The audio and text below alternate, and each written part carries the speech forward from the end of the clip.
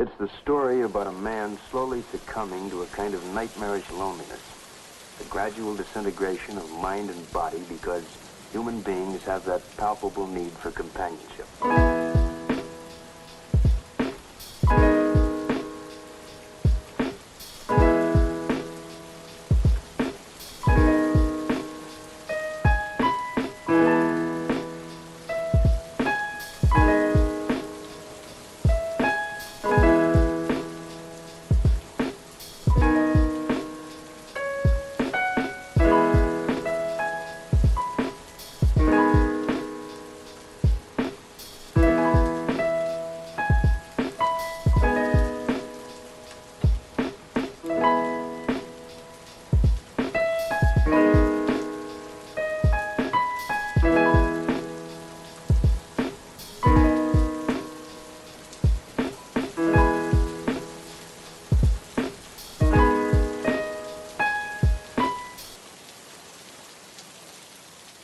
And this is a variety that covers not only story type, but time, locale, the nature of the people. For example, this is a Western called Death, Destry, and Mr. Dingle.